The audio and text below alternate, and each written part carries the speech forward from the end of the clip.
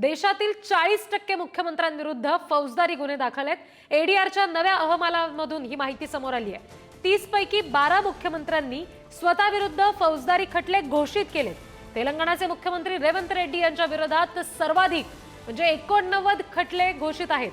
महाराष्ट्राचे मुख्यमंत्री देवेंद्र फडणवीस यांचेही 4 खटले घोषित झालेत। आणखी तपशील आपण घेणार आहोत। प्रतिनिधी शिवाजी काळे आपल्याशी जोडले गेलेत त्यांच्याकडून। शिवाजी, हे जे 40% मुख्यमंत्री आहेत त्यामध्ये नेमकी कुठली नावे आहेत यादीमध्ये आणि कुठल्या प्रकारचे नेमके हे फौजदारी गुन्हे दाखल आहेत त्यांच्यावर? आघाडीवरती आहे।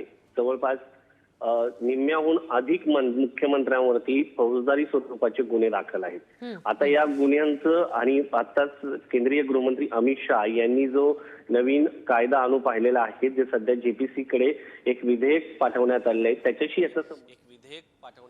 त्याच्याशी याचा संबंध जोडला जात आहे। कारण ज्या पद्धतीने मुख्यमंत्र्यांवरती मोठ्या प्रमाणात गुन्हे दाखल आहेत त्याच्यामध्ये फक्त काँग्रेसचेच आहेत किंवा इतर विरोधी पक्षातले दाक्षिणात्य मुख्यमंत्र्यांचा समावेश असा नाही, भाजपचे देखील अनेक मुख्यमंत्र्यांचा यामध्ये समावेश आहे।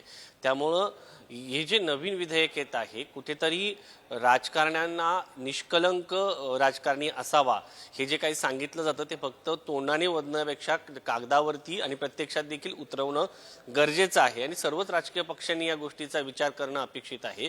त्यामुळे नवीन विधेयक जे येत आहे याला विरोधही एकीकडे होताना पाहायला मिळतोय, मात्र ही देखील वस्तुस्थिती आहे की मोठ्या प्रमाणात राजकारण्यांवरती गुन्हे दाखल असतात आणि त्याचं ही आकडेवारी प्रत्यंतर आपल्याला पाहायला मिळते। कारण धन्यवाद या सगळ्या तपशिलांसाठी।